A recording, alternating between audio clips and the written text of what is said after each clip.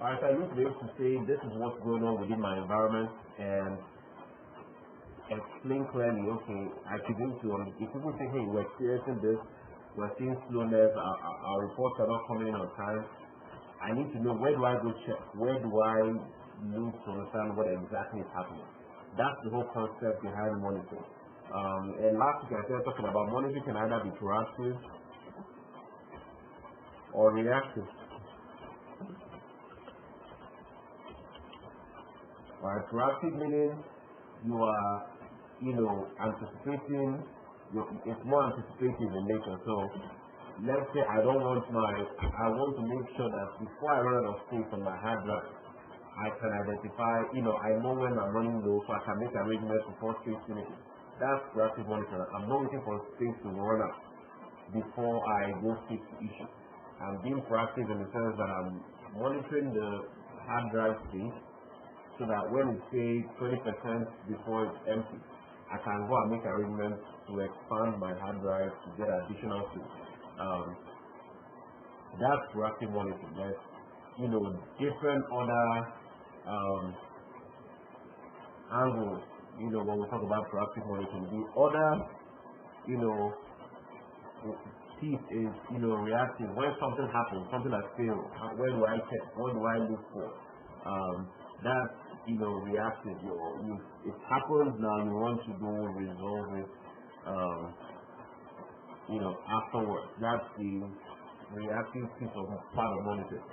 So regardless of which approach you take, we still need to know where do I check, where do I go. And last week I started talking about certain things. Let me try something.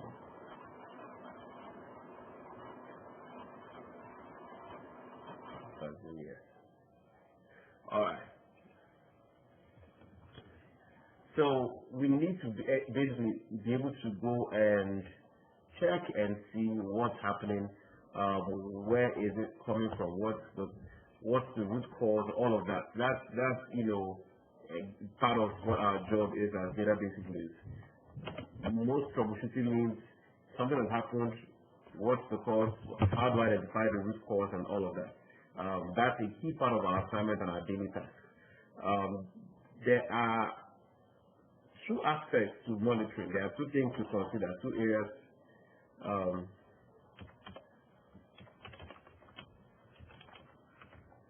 Two areas to keep in mind while you're monitoring.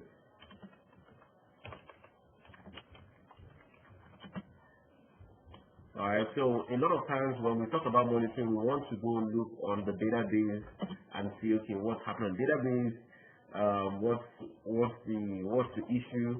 But a lot of times it's not really a database issue, it could be a server or a system issue. I was explaining last time that in class, you can't go faster than the vehicle that you're in. Right? Our databases live on the server. So if our server is performing badly or poorly, if the server is slow, guess what? Our databases will have slow performance as well. Alright, so it's not just we can't separate the two of them. The health of our system, of our server, that's where the databases live, directly impacts the health and the performance of our databases. So we need to be able to check, real quickly on the system, monitor system resources. We need to be able to see what's the health, what's the status of our system resources or our system monitoring, and then we look at our database monitoring. Those are the two areas we are thinking of when we are monitoring. Now, on the system, when you're monitoring the system side of things, you're not a system administrator, you're not a Windows administrator. So I'm not teaching you to know in depth and exactly what to look, how to capture everything on the system side. Basically, the objective is having enough knowledge to go in and take a look and figure out what's going on the system. Is my system healthy? What's the status? And is that affecting my database? How is it affecting my database? So it's super important to be able to quickly take a look and figure out what's the status of my system health. How are things going on the system side for me? Is what's my processor speed? How is that working?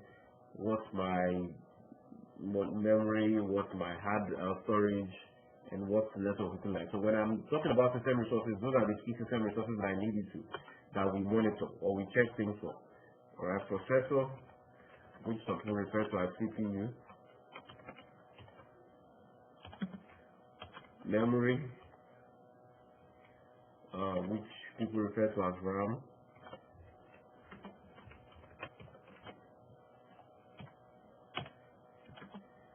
storage, which they call it hard drive, and the network.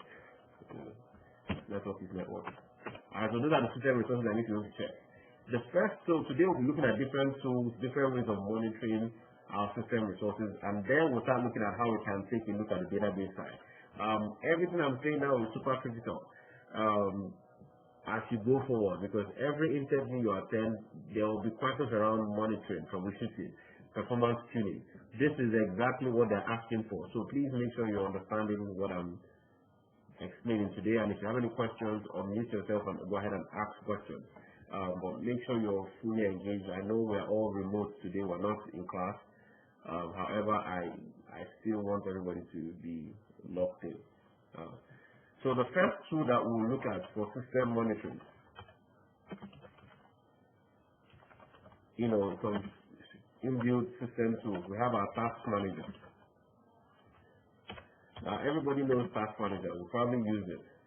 Your task manager just gives you a quick overview of the status of the health of your system, real quick.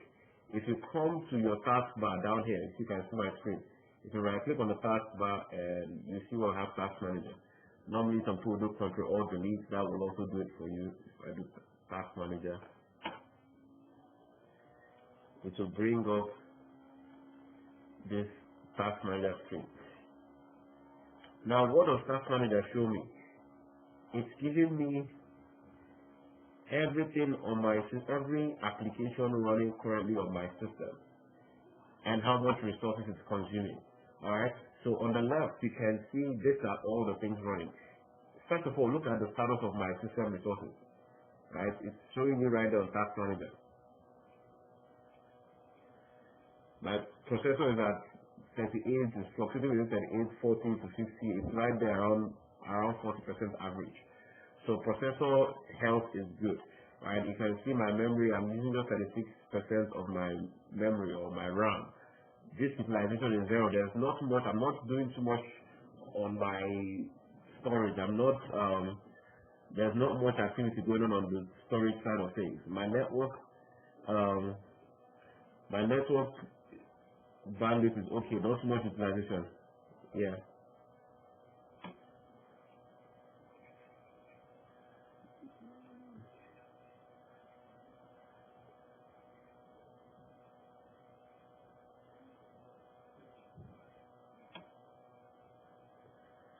Oh, sharing the wrong screen. Okay. Yeah. It shouldn't be.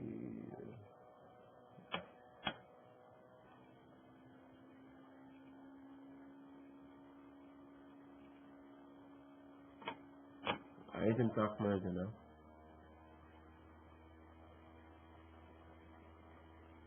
Alright, excellent. Let me bring that back up again. Task manager is the first tool we're supposed to be talking about. So if you right click in the taskbar and go to task manager. Alright, so that's task manager's window. So again, right up here, it shows you see what my mouse is hovering over. It's showing you exactly what my resources utilization is. So my processor it's kind of jumped up now. It's around 80%.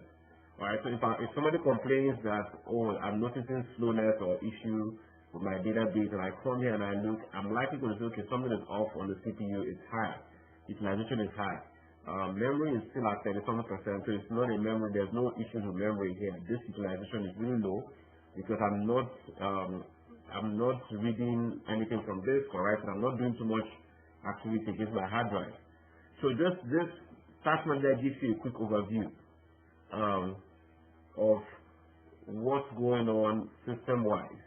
What the status of system resources are, what's happening, and it breaks it down into better details. So you see each of those applications. I can come and say, what's the biggest consumer? I can come and stop this thing, and then I'll look at who is the biggest consumer for CPU.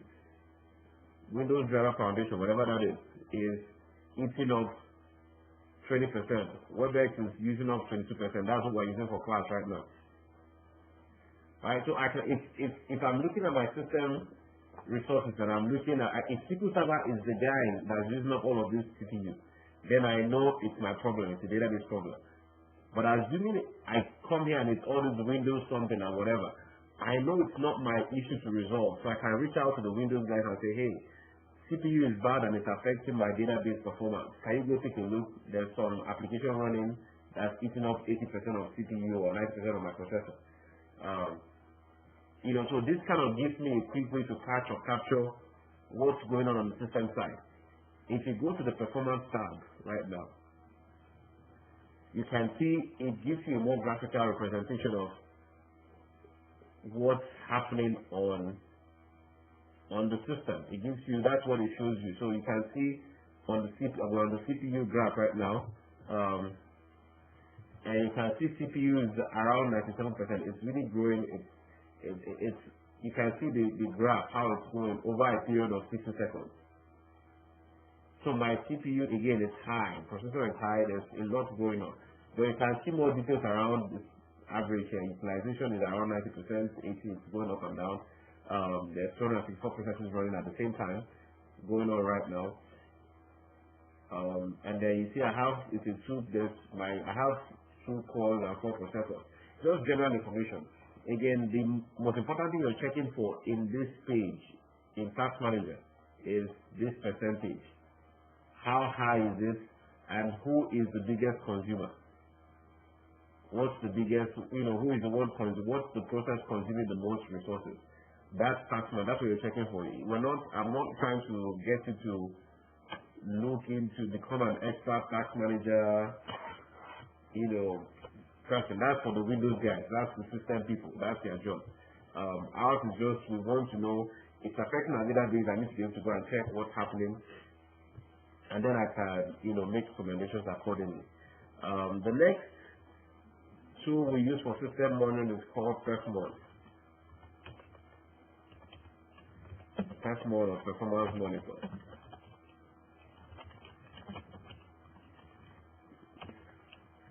It's also a Windows tool. I can't start today. And to get to your PerfMon, again, PerfMon is like an advanced task manager type tool.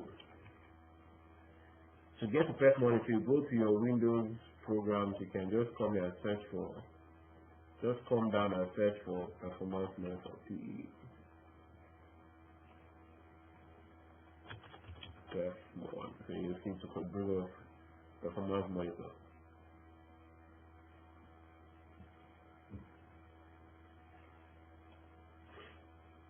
Alright, so when you bring up this Performance Monitor page, again, these are all Windows tools. These are not database tools. So I just needed to be able to understand some language around this and have a general knowledge.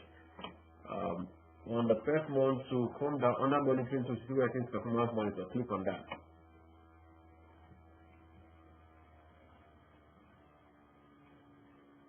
This is your PerfMon screen. And again, PerfMon uses what we call counters. These are keywords I need to remember. You don't need to know the things in detail, but you need to know the keywords. When you're talking about PerfMon, you need to know counters. Again, if you look at this screen, this is a counter that shows you processor time. You can see it's in line with what we were seeing before from Task Manager. Performance is high, it's almost 100% for my processor. Processor is very high, and you can see on the average, you can see the time that we are noticing these spikes in processor time. Right? If I wanted to monitor other things using PerfMon, I can add the relevant counters. Counters are like the units that you use to measure whatever you want to capture, whatever data you're trying to measure with performance. Alright, so if you come up and see that green plus sign, if you click on the green plus sign,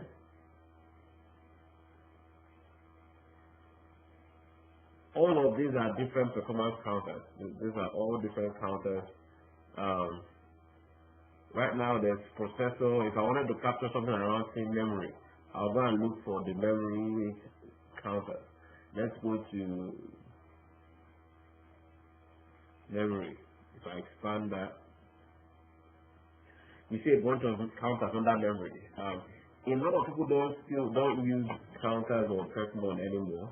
But again, just I want to give you as much information as possible, even if it's generic. The more you know, the better for you during your interviews.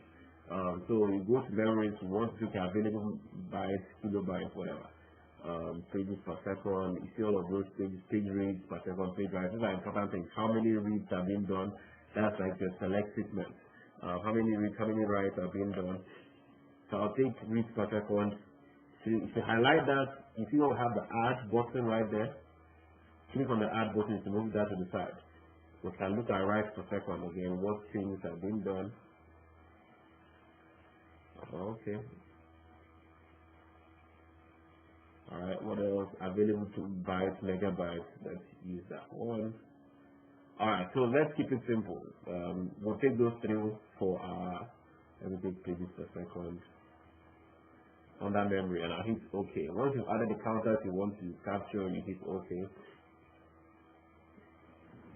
Now, if you come down on your first mode screen on the lower side, you can see all the counters is selected, right?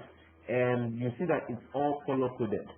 So like the yellow one is pages per second. You can see the yellow pages per second here. Can you see it? So this is how much the pages per second utilization is going on. Pages are like your memory, like memory pages. So you can see the behavior with the yellow spikes. The green one, the right, you see there's minimal, there's very small writes going on, very tiny right there. If you see my camera, you can see I'm almost jumping inside my screen. But again, this is like Task Manager but on a graph. This is, you know, you have your, it's like your dashboard in your car. You can, this is a more intricate, if you're like a car enthusiast and you want to see all the small details around how your car talks and all of those things are happening. This is the equivalent of it in your operating system. So that's the next tool I need you to be familiar with is Perfmon. And again, I'm not going to jump into too much details. I just need you to know counters. Those are the things you're using to monitor exactly how your system resources are behaving on Performance Monitor, the Task Manager. The next guy I want to show you a little bit about is your Windows log.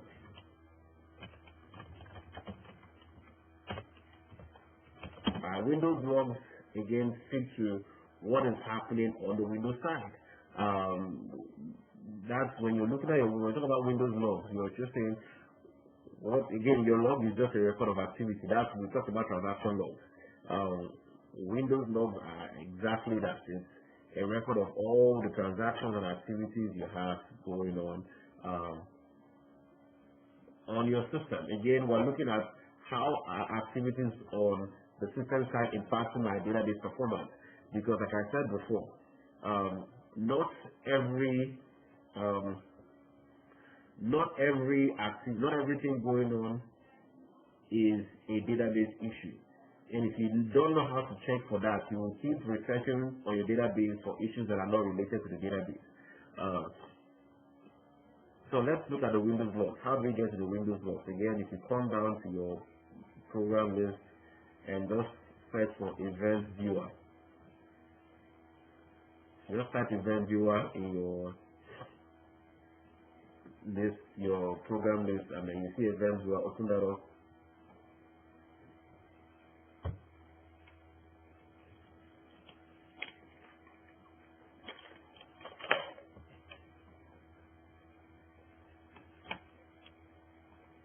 Alright, so once you open up Event Viewer, please make sure you're following.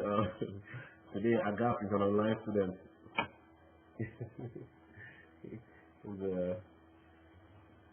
If you miss something, just let me know. I'll go back and do it again. Alright, so on Event Viewer, you see we'll have our Windows logs. If you go to expand Windows logs, and you see various auxiliaries. We can look at application logs as it affects applications. We can look at our system. Again, just resource related concerns. So on the application, go to application, and really I don't want to see everything that's happening on my Windows log. Again, I'm troubleshooting to figure out what exactly is going on, and is there any issue going on the Windows side affecting my database performance. So I'm looking to see, I want to filter this to give me just the errors and the warnings and the critical things. So I don't know for all this information in the story. I don't need all of that. I don't care about it. So on your log, you come to the right, you see what it says filter current log. Go ahead and click on filter current log, and then you can do a custom range.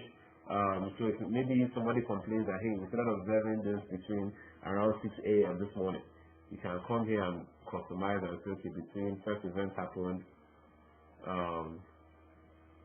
at a certain time. Alright, so you can specify the time when the first one happened, and you can specify when the event ended. Right, and then you can start monitoring.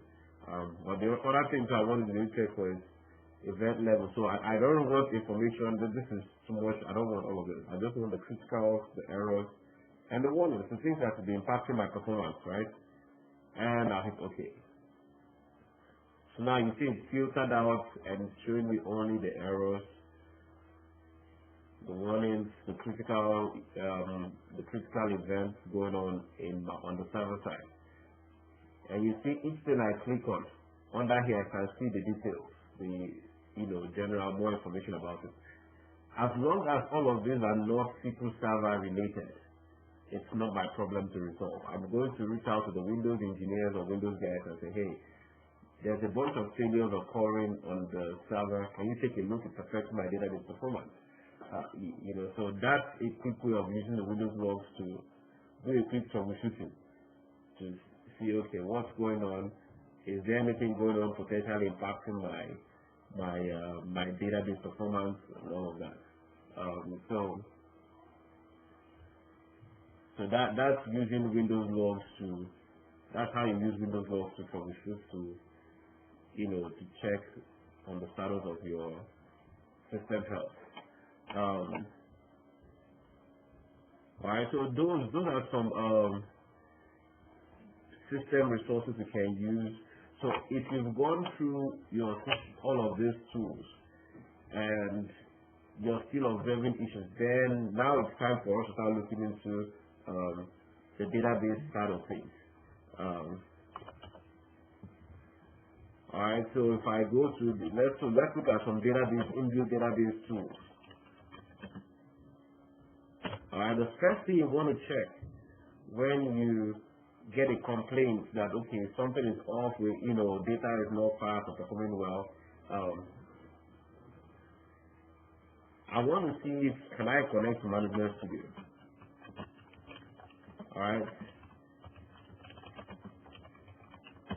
If you can't connect to Management Studio, what do you think that tells you? What do you think is going on? Let's say you try to connect and you're not able to get in. What do you think is going on at that point? If you can't connect to your Management Studio.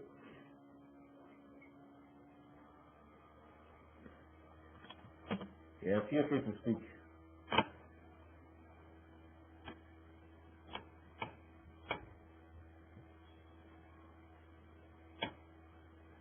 I'm talking to myself. Yeah, so if you can't get into Management Studio, what's likely going on?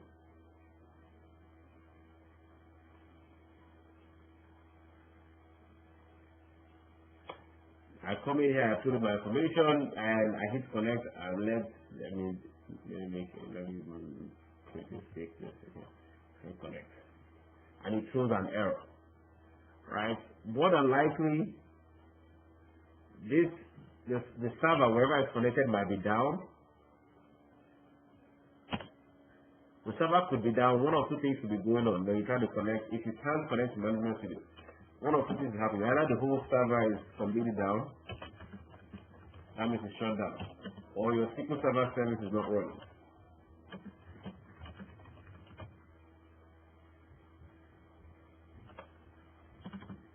Alright, those are one of the two things that could be going on when you start trying to connect manually to it. If you can't connect,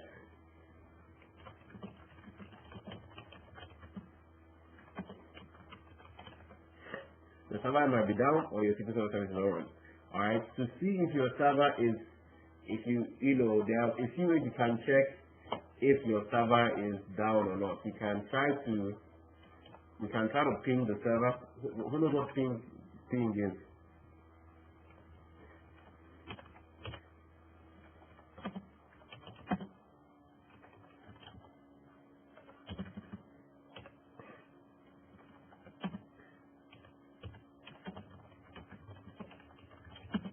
Alright, if you have management studio, if you have if your system, try and go to command prompt. So if I go to command prompt, just type command prompt to bring it to this black screen. I type things and I put my server name. So my server is NSTAR SQL PC.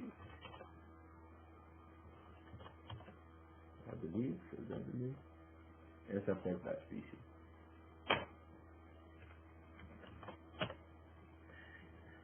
So when you're pinging the server, you're checking if it's off, if it's live on the network, right? That's basically when you ping a device, you're just trying to see, is this device live? Is it on? Is it up and running? Is it live on the network? If it's there, you'll get a reply. So because I'm live, my computer is on, my instance is running, you can see it's getting a reply.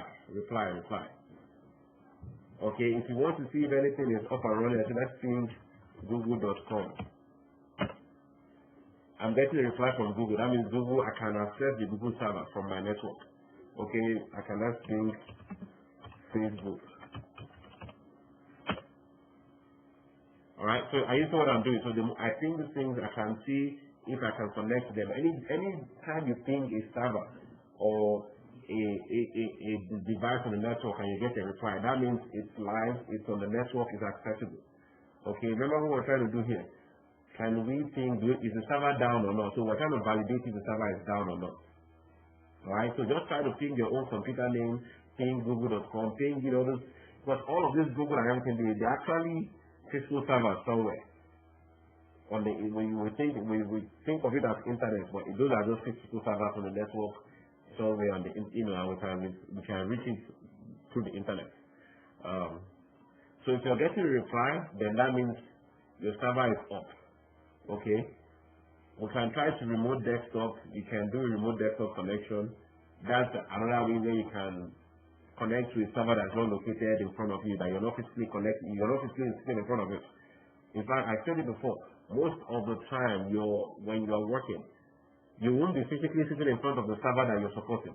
They'll give you a laptop like this at work, and you'll be connecting to multiple servers in different locations, or in a data center somewhere. So you can try to do remote desktop connection. That's what RDP stands for. It's remote desktop protocol. Again, to try to do a remote desktop session, you can go to your programs here and again search for remote. So you can see that remote desktop connection. If you open that up, you can now specify the server name that you want to connect to and hit connect. Again, because I'm physically on my server, I can't remote desktop into it. But you have a server name, something like NSTAR and then you try to remote into it, it will try, and then it will connect. So if you try this and it does not work, then that might be an indicator that something is off connectivity-wise.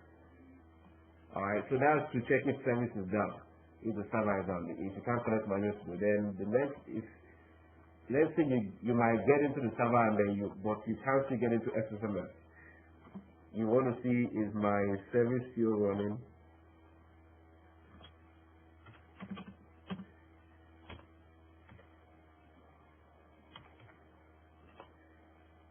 You can look at your configuration manager.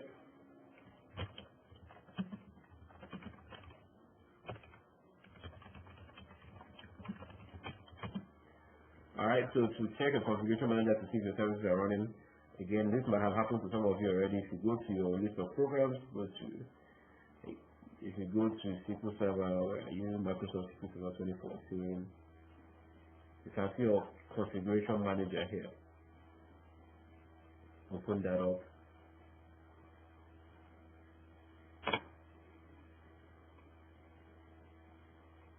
This is your configuration manager right here.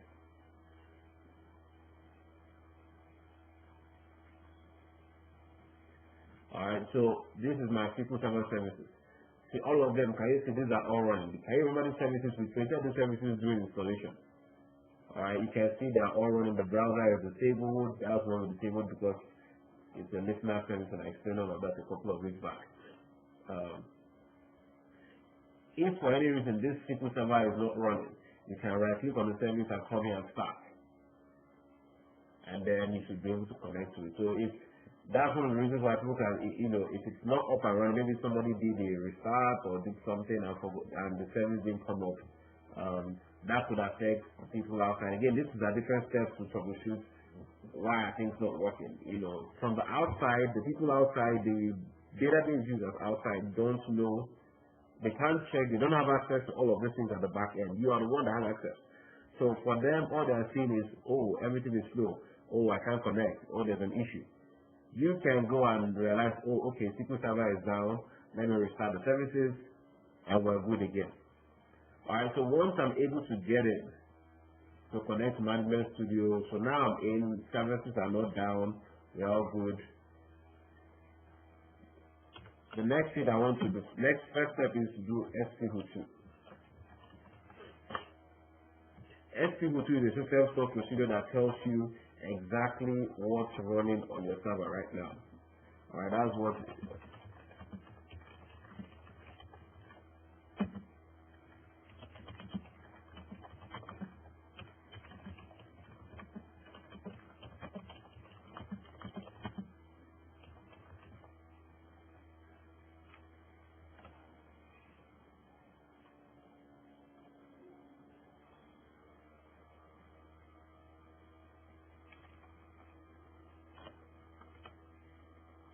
Alright, so that's SQL2. So if you connect to your server, to your Manager Studio, open a new query window.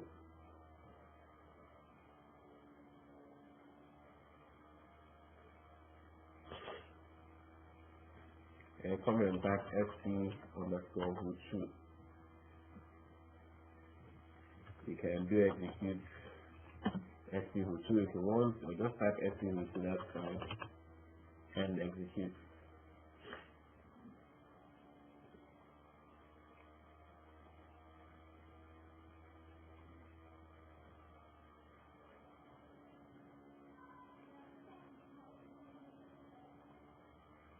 Alright, so when you run SQ2, can you see what it shows you? Everything going on right now on your SQL Server, your instance, your database. Alright, everything on SQL2, you see there's SPIDs, and the first column is your SPIDs. SPID is just the ID for every transaction. Alright, I don't really, when you're looking at your SPIDs, I'm not interested in from number 1 to 50. If you come here from, you see that all of them are run like background, sleeping background.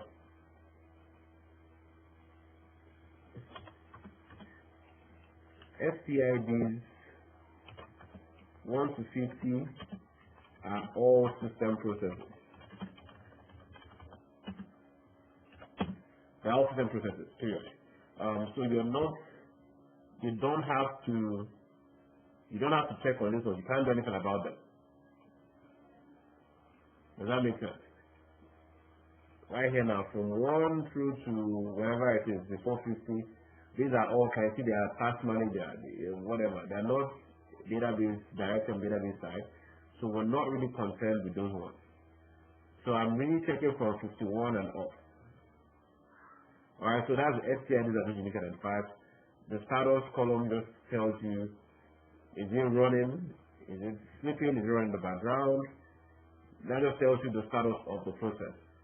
Alright, the login tells you who ran it, who ran what. So if you go and run a command on SQL Server, see, this is showing now, I'm going to run this one.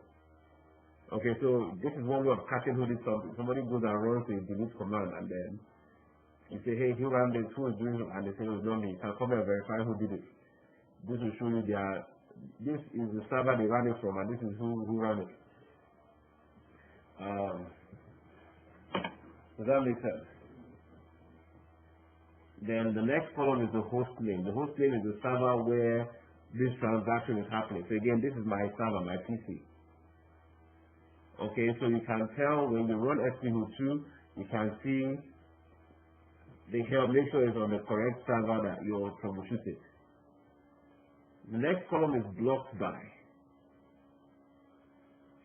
Alright, this blocking, the blocked by just means, is there any blocking going on?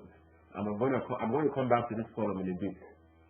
Alright, the next column, this one is very important. I'll take my time to explain it. The next one is the database name. It's showing you what database is this transaction running again. So this process running right now that now they run is run on the master database. And then the command, this shows you a summary of what script is running actually, the exact script that's running. And I'll show you how you can identify the exact script command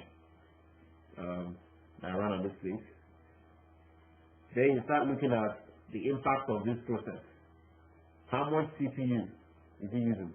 CPU time is 1:7. That's really tiny. You know, look at this one. Can you tell how high you can get? This is 1:7, so it's not a big deal. So again, if I come and I sit down to run something and it's eating up processor and it's like 100,000, then I need to hold it and investigate further on that particular process that ran.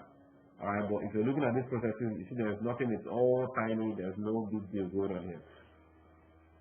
This is the CPU, the disk I/O just tells you how much read-write activity is going on. Again, very minute. Last batch shows when did this thing last kick off.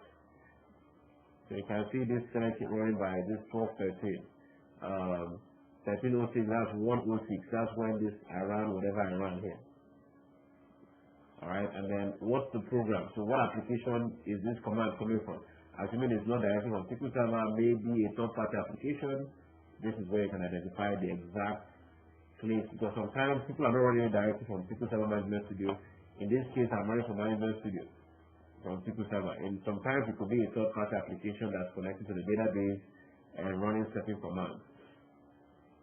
Again, to STID and request ID. Alright, so these are the few things you can check for on SQL2, but SQL2 is very powerful. There's a lot of good information you can find from here. Alright, so the first thing, again, like I said, you're not worried about anything from under 50.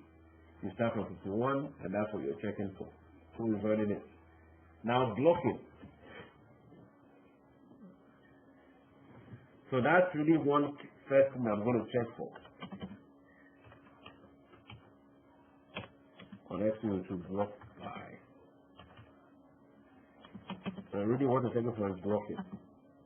Is there blocking? What is blocking?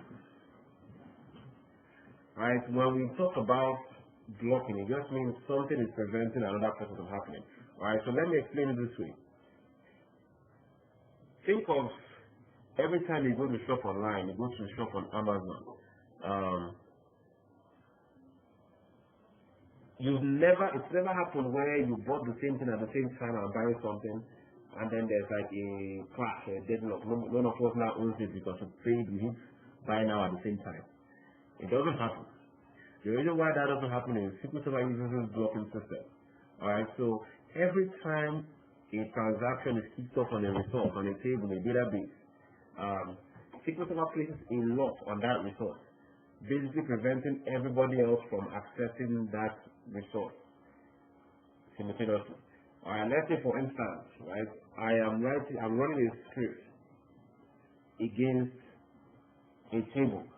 Alright, let me use any of these tables in here in my first database.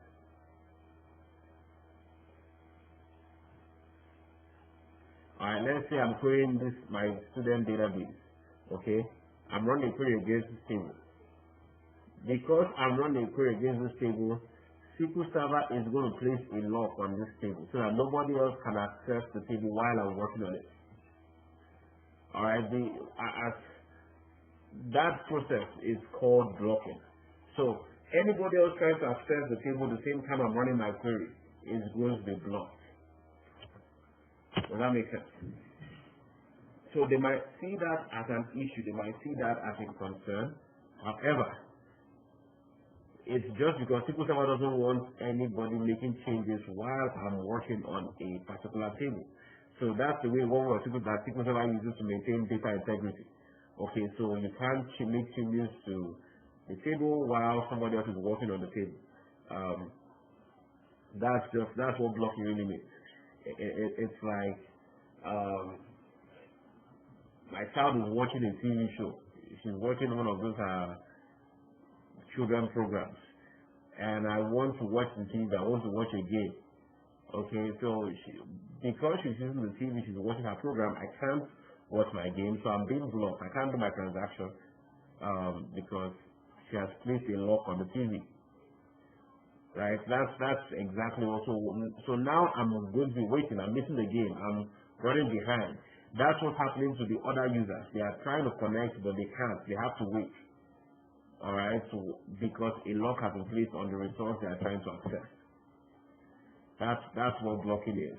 So sometimes external users are wondering, they can't get results, they can't validate their information, they can't get access to something, and they think, oh, there's a performance issue, something is going on with the database issue, blah, blah, blah. You can come in here and see there's a blocking. If you see blocked by, maybe you see 51 is blocked by 51, that means 52 is being blocked by 51. So 51 is doing something on the table. 52 is doing something against the table that's affecting performance. So that's what really blocking is. So if there's a blocking, there's a couple of ways we can handle the blocking.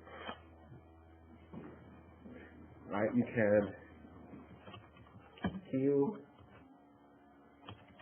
the blocking SPID. That's one thing you can do. You can kill it.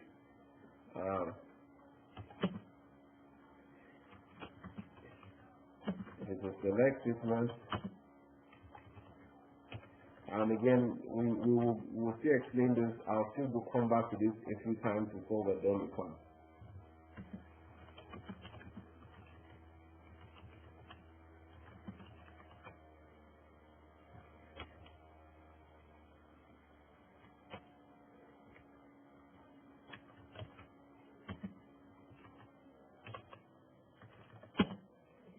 Alright, so these are a few things you can do. Again, this is one area I needed to make some sense out of it. And the last one you can do is adjust the isolation level.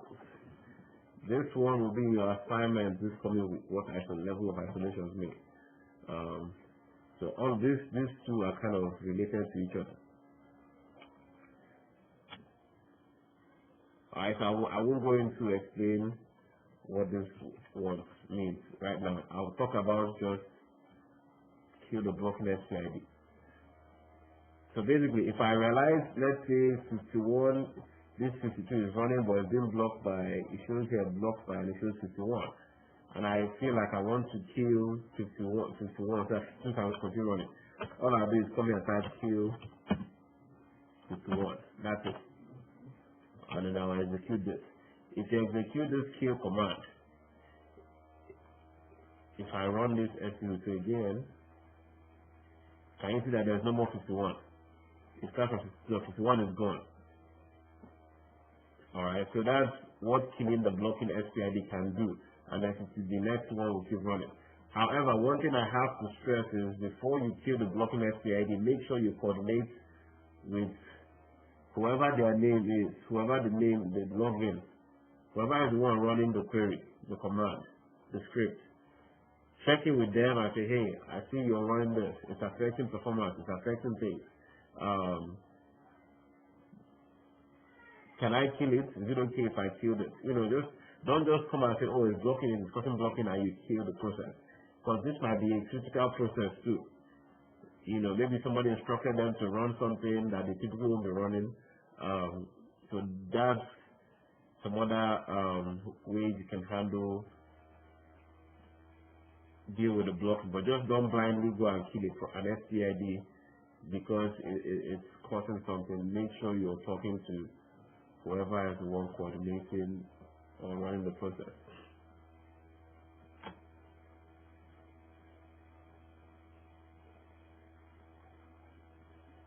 Alright, so there's some additional troubleshooting we can do with this command, but I'm going to leave that for now.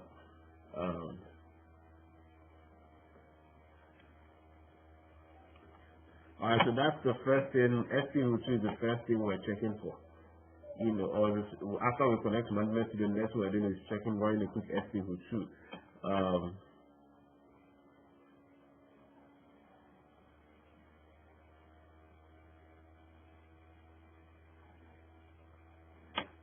Alright, the next tool I want us to look at here is Profiler. Now, Profiler is typically your last resort when you're troubleshooting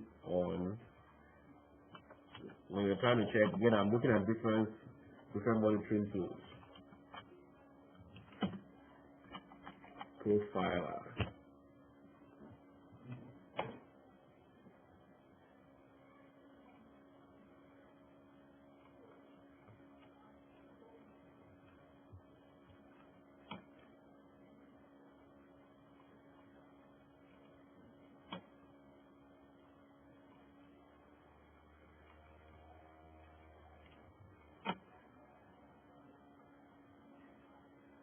As a profiler is the next tool I want us to look at.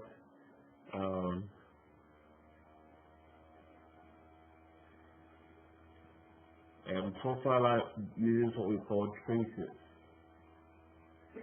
So keep these keywords in mind. First one,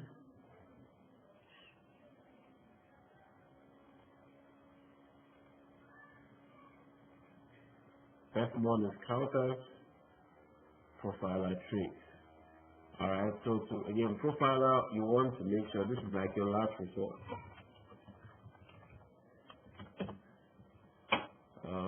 Sorry guys, give me 1 minute. My daughter is screaming. She wants to have.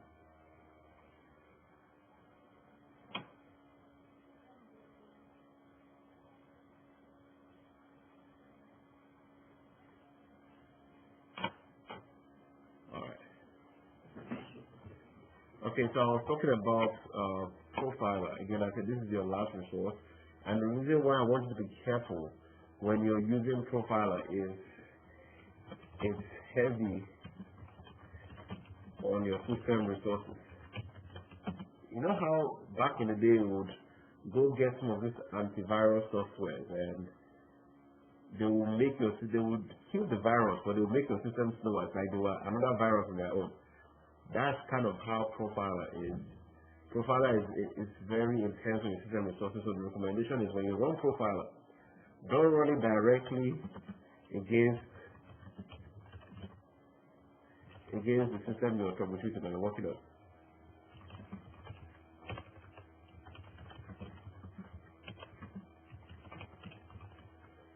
Alright.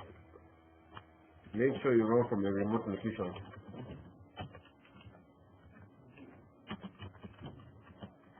So basically connect to a server ground management studio, on a different server, on your laptop, and then you can run profiler. So you don't want to, just again because it puts a lot of pressure on your system response on the server. So it slows things down and it messes things up. So profiler is kind of like your very last resort when you're doing your troubleshooting. And again, there's a bunch of other steps in between.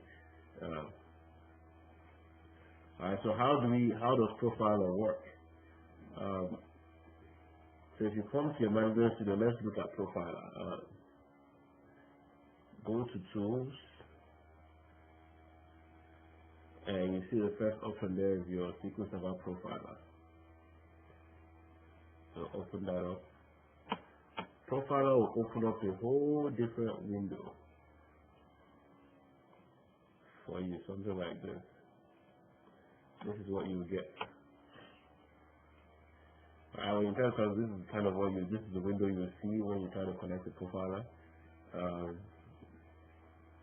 Connect to the server you want to work on.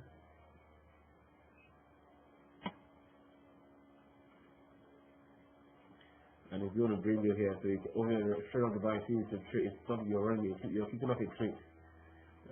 So these are the trace properties. You can call this trace. Let's call this sample. And the trace provider, this is basically the server that you're running the trace from or against. This is a version of SQL Server that's the trace provider type.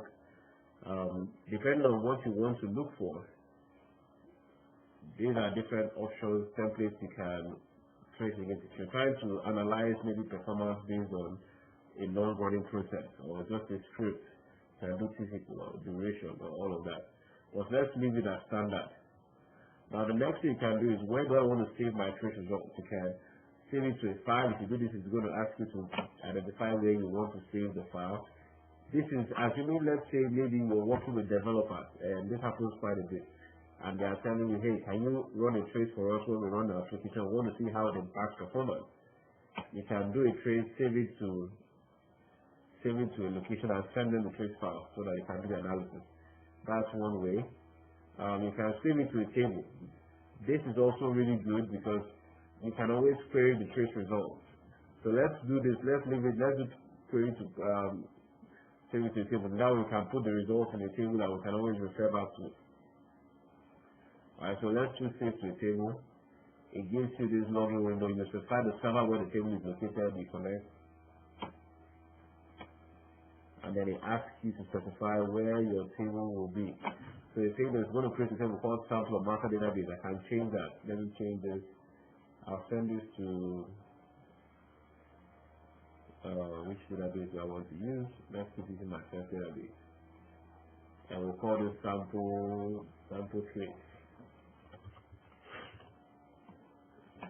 So it's going to basically capture the results of my trace and put inside that table.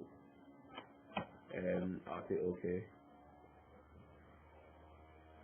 Alright, so now I have my trace details. Now I want to capture what exact information do I want to see.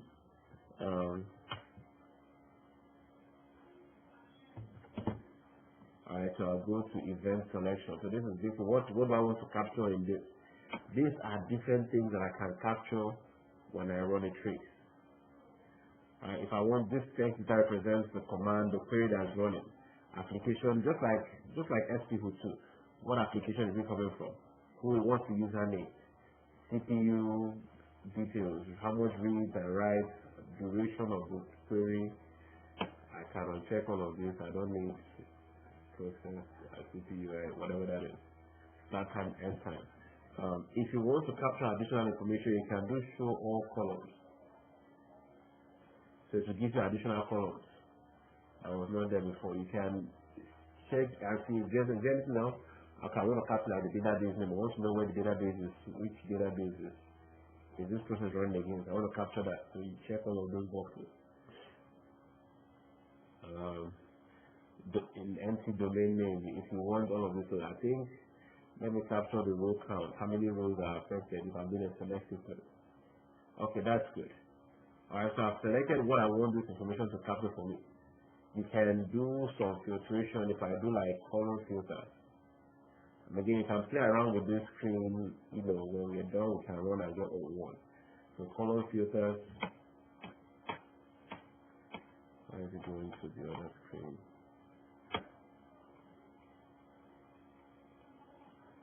Alright, so I want to capture only a particular database. Alright, so I'll filter by database name and I'll do like. So if my database name like, I want to see only my first database. I don't want it to run a trace on all the databases, just my first database. I'm going to specify that here.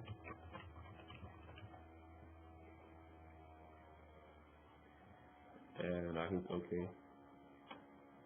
So now this will run against my first database only. This trace will run against my first database only. So it's not going to check any other database.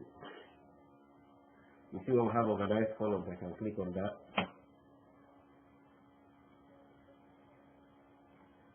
And again, here you can specify in which order I can move the database name up. So I want to see what query is running first and then application and what database. This is just for organizing. It's just about visuals, nothing special here. And then I'll hit OK.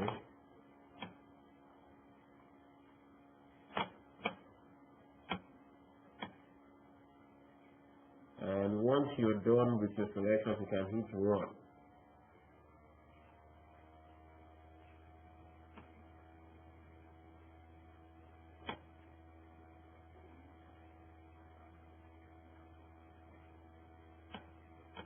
Right now the trace is running, but you see that it's not capturing anything.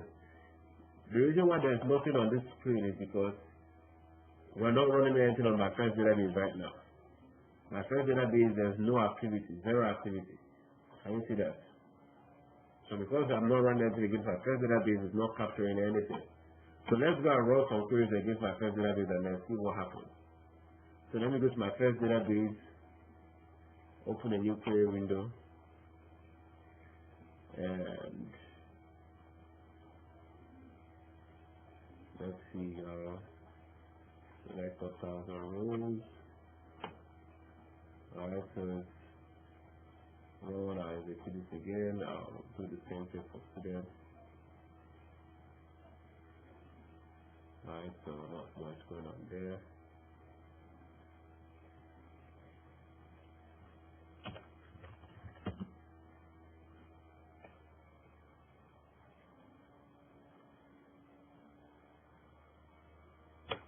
Alright, so you can play around with the query commands however we like.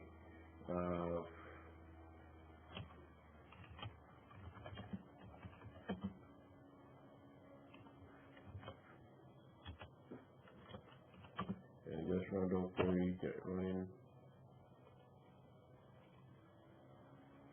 There's no column like last name, last underscore name is the correct one.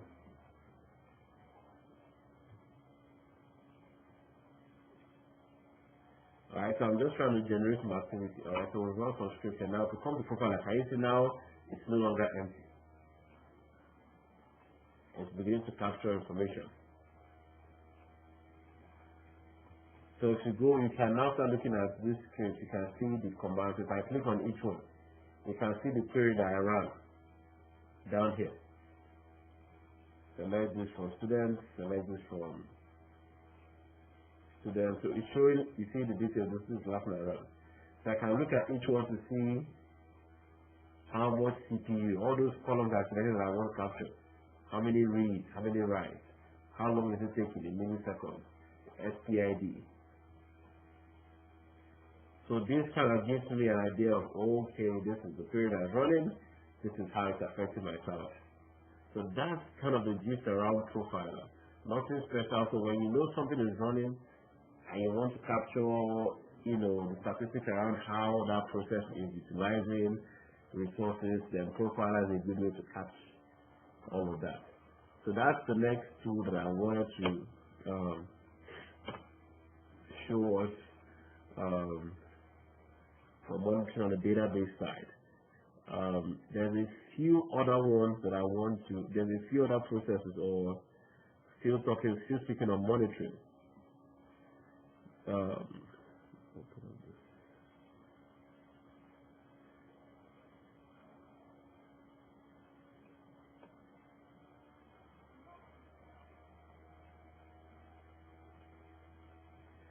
Another thing that normally will come up, for you as we go through your, maybe they can come and ask you, hey, we just are writing this new stored procedure, this script.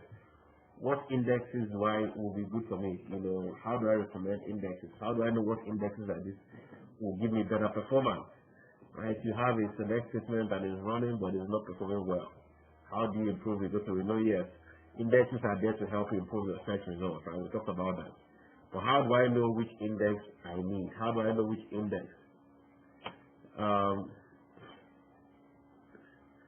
How do I know which index is going to impact my performance? That's important for how we do. That's important to know. How do I fix that issue? It's by knowing what index do I need. I will have a tool that can help us recommend the correct index, and the tool is your database engine training advisor.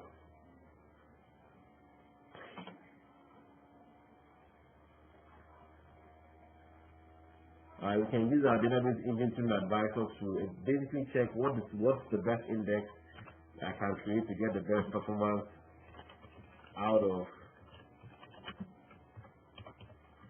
my select statement.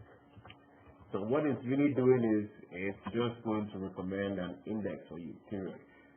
Nothing more, nothing less. It's not going to create the index. It's going to say, hey, I think this will give you better performance. So let's assume this command I ran here. All right, let me see if I can mess this query up a little bit more. Select blah blah blah from their last name like that, and age between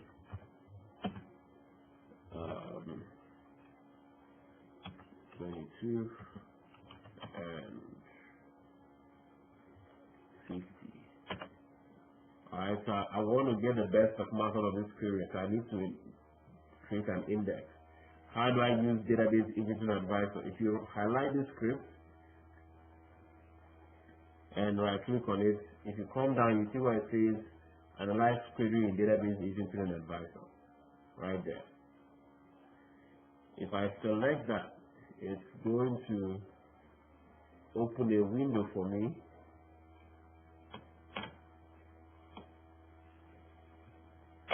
So this is my DATA window, and normally there are different ways I can open up this window, but I prefer doing it the way I just showed you, because it does the analysis. It highlights exactly what I want to troubleshoot and how I can improve performance directly. So it's already selected the options for me. It's on this database, and you can see my first database is already selected, and the tables that will be affected.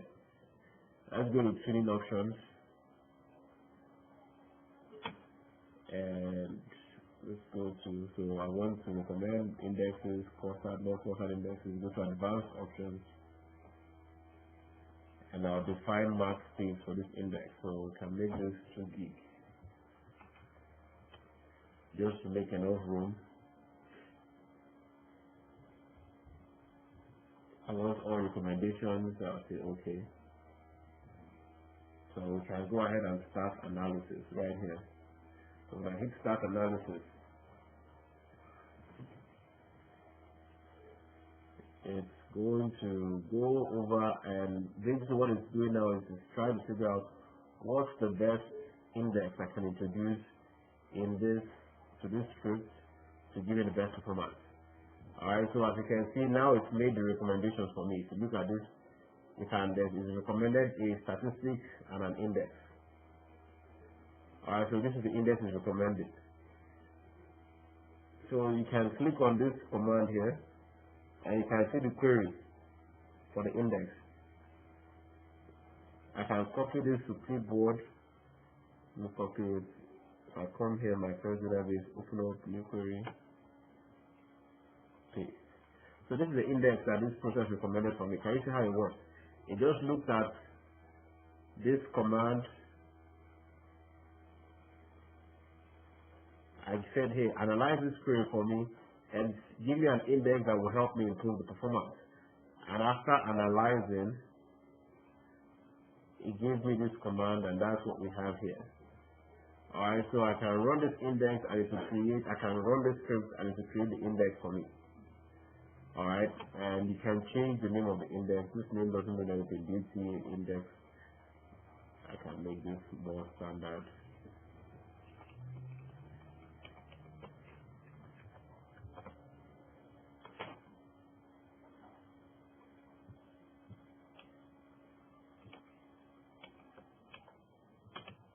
All right, so it's the beauty of this is it changes the strength. You don't need to go analyze by yourself. You don't need to go on the table.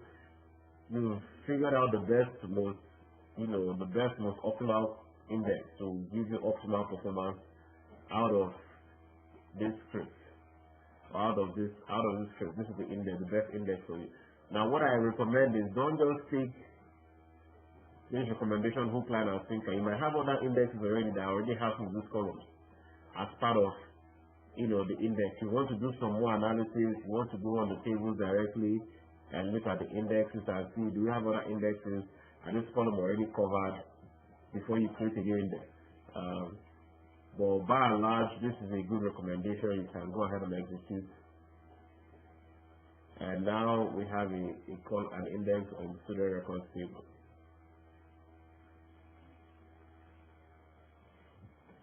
And so that's how the DET works. So now let me close this.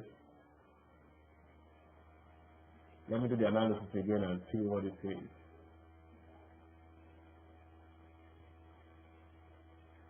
Alright, so analyze in DETA. Go to tune options, go to advanced options, define the space.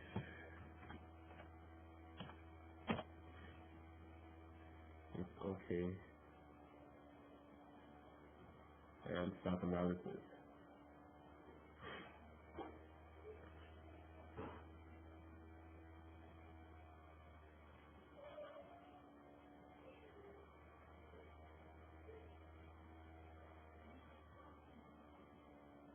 Alright, can you see that there's no index recommendations anymore? Right, it's saying no recommendations because I already applied the original recommendation, so it's saying I'm good. I have the indexes I need to get the best performance.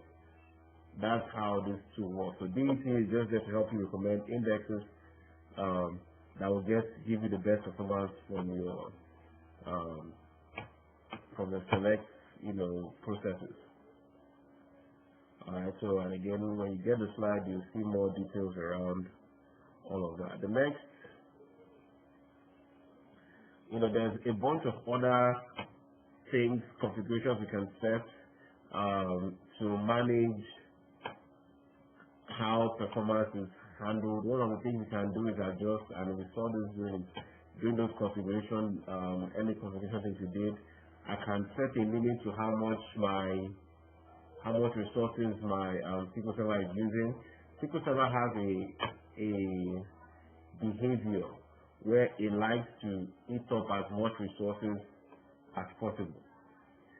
And if I want to cap the maximum, I say, hey, SQL Server, you can't use above a certain limit of resources. Like you can't use above a certain amount of memory. I can cap how much memory my instance is using. In fact, for dedicated SQL Server, the recommendation is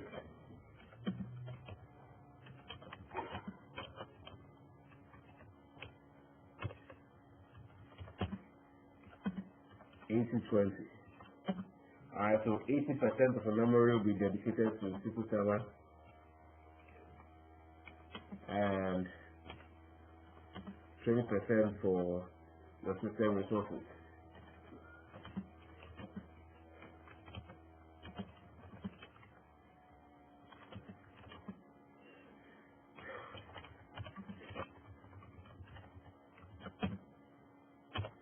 Alright, so that's your mean max memory setting. So to make this adjustment, again, I can come, if you go to your instance and I click, go to properties.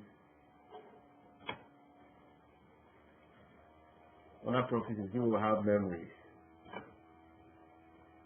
So right now you can see our minimum SQL Server memory is set to 0. That's fine, but I don't want to use more than 80%. 80% of my 16 gigs, you can do the math on Google or through your calculator, and you don't have to be accurate like that.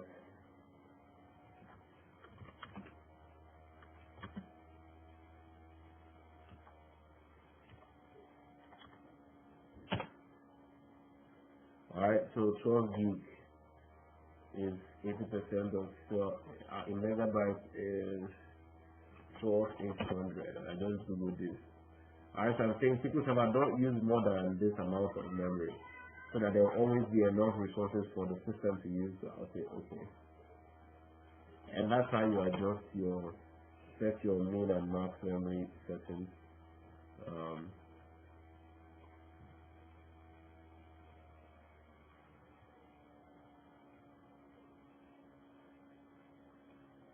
Alright, and there's other,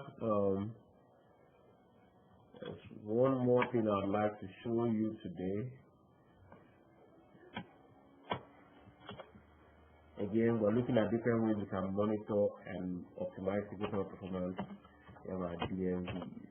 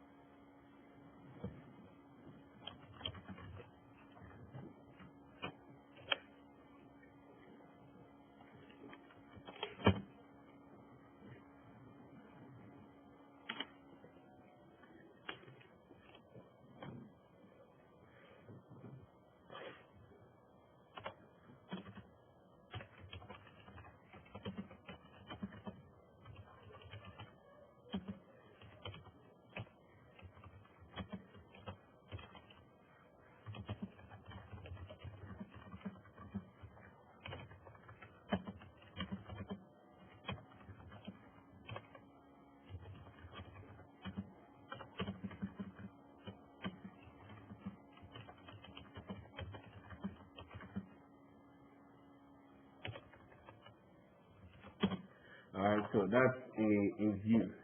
A view is just a virtual table that behaves like a table, but it's not really a real table. It's a pretend table in a way. So it acts like a table, behaves like a table, but it's not real. It doesn't have its own data.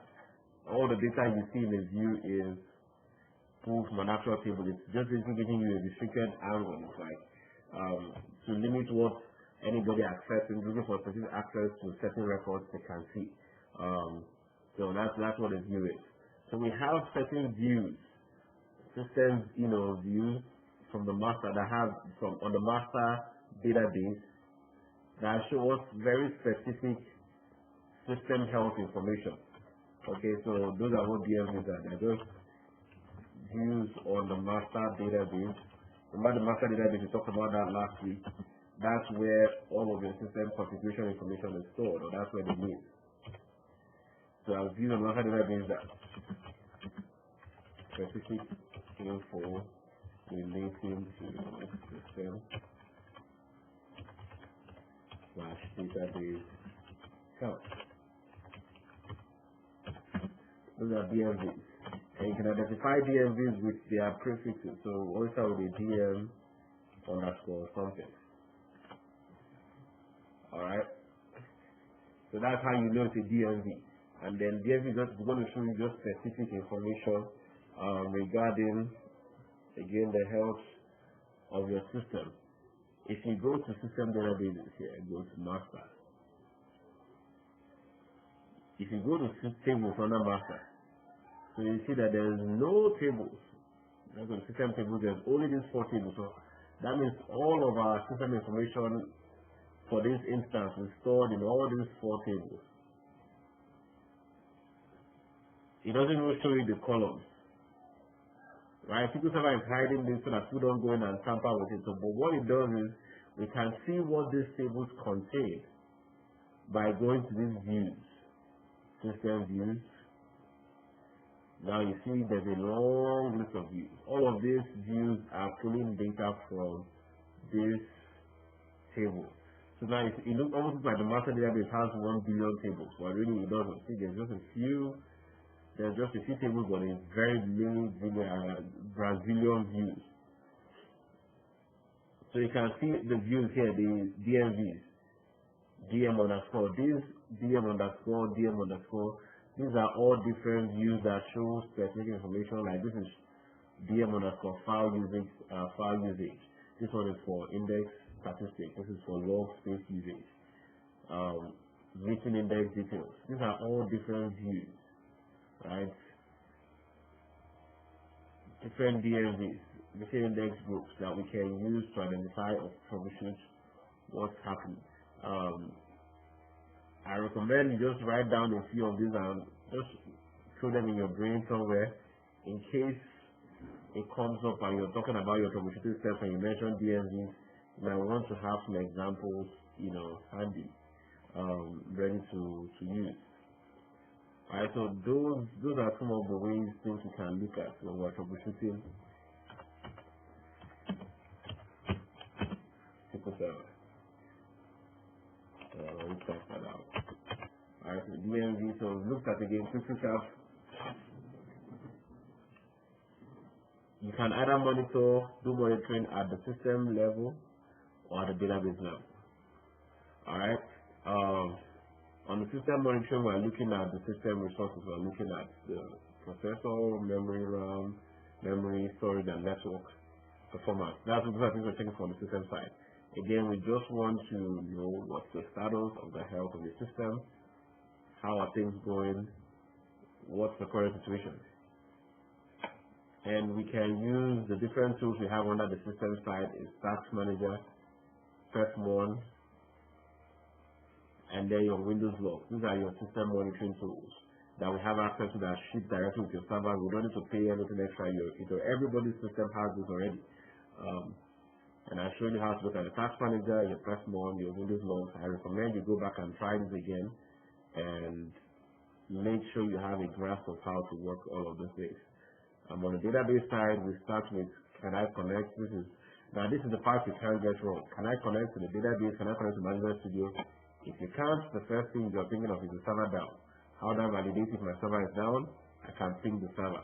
And I showed you examples of how you can ping the server name. If you get a reply, that means the server is up. If you don't get a reply, then that's the problem. You can reach back out to the network engineers or the Windows guys and say, hey, I just tried to ping the server, it's down, I can't get a reply, can you take a look? If you ping it and you get a response, you can try doing a remote desktop connection.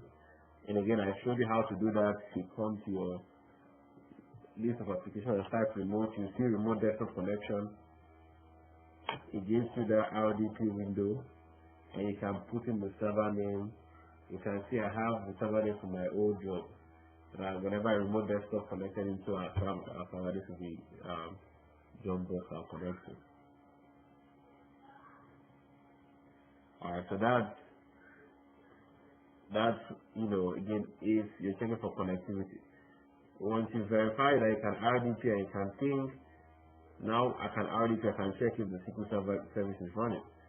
And I can do that by going to Configuration Manager. We saw that here. If it's not running, then that's why you can't get into Management Studio. You can come in, right click, and restart or start. Because this will restart is there because we are already running. Alright, if that's not the case, I move on down. When I'm in the Management Studio, I can do STWho2. STWho2 will identify what process is running, what processes are running, and we saw that out here where you STWho2. And I went through all of these columns, what they mean, what you're looking for. Alright, so if it's, again, I said here, SPIDs 1 to 50, you don't worry about. Those are system processes. You can't do anything to resolve them, you can't do anything about them. If any of these SPIDs are the issue, are the biggest consumers of resources, then you want to notify your system engineers to come in and take a look and fix that. If there's blocking, I explain what a block is. Blocking is SQL Server's way of keeping data integrity. That means if a transaction is happening against a particular table, SQL Server will place a lock on that table to prevent anybody else from making a change to that resource, to that table. So the people trying to connect to that table will feel like, I can't access what I want, something is wrong. They are being blocked. That's because somebody else is using that. So if you figure out that, hey, there's a blocking going on, by checking SPID, SQL, so I'm looking at block by. Coordinate with the resource, whoever I've run that query, I say, hey, I see you're running a query and it's causing the blocking. I want to kill that process. Is that okay? If they're fine with it, you can just come and kill the blocking SPID, and I showed you an example of how you can do that around the kill command right there. You kill it and things are good. And I'll get to this maybe tomorrow. I'll talk about it more. Other tools to monitor, to capture things within your database is the profiler. Profiler is there to run traces. When I showed you how to run profiler, and I said this is the last resort because it's heavy on your system resources. So to mitigate this, we have to don't run profiler against the server you're troubleshooting, run it from a remote location. And the next one I showed you, database inventory advisor. This guy make recommendations for the indexes. I'm going to make index recommendations to help get the best out of our select statement. So if you have a script and you know there's issues, it's not performing well, and you don't know what indexes to recommend, you can analyze that against your DETA and to make the right recommendations, and you're good. We can also use our min and max memory configuration to restrict how much of our resources Windows is utilizing and how much is available to our system. 80/20 is the standard industry accepted recommendation for dedicated SQL servers. So if it's not if this server is not running only SQL server, then it's not dedicated. You might need to adjust this split. But if it's just a primary database server, then 80% of the resources is recommended to go to SQL server and the rest available for the operating system. And then I talked to you about views just now. Our DMVs are basically critical views that are pulled directly from the master database to give us some information about the system health of our system. Any questions so far?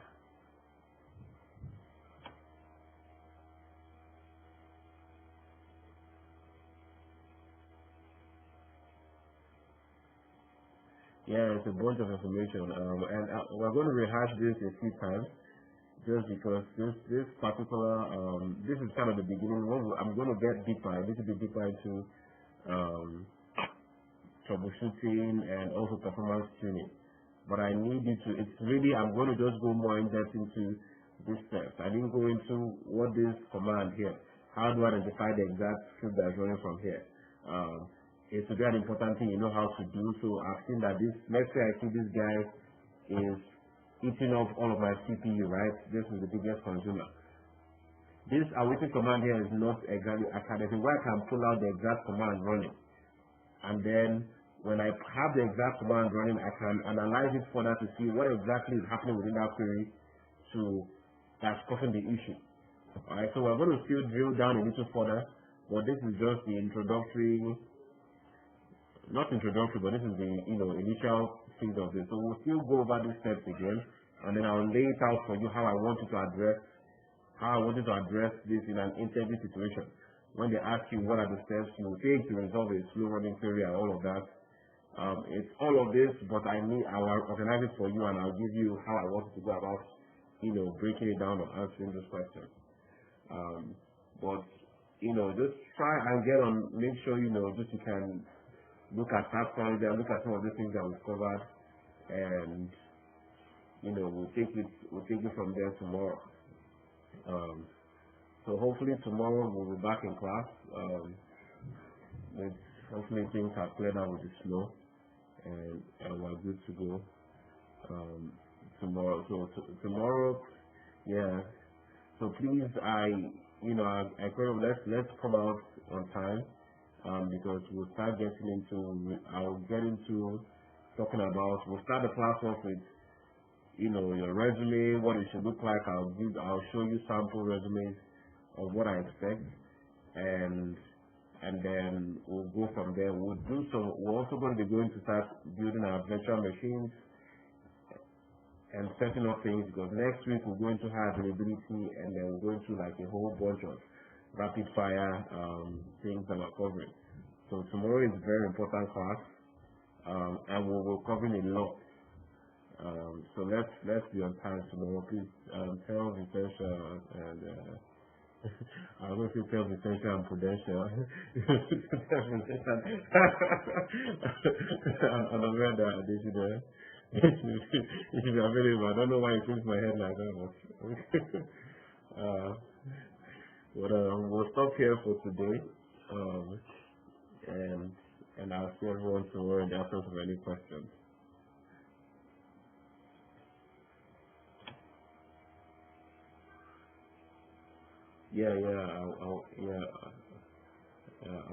I'll put everything. I need to see upload the weekday to put on as well and the assignment. Alright, I will catch up with everyone tomorrow.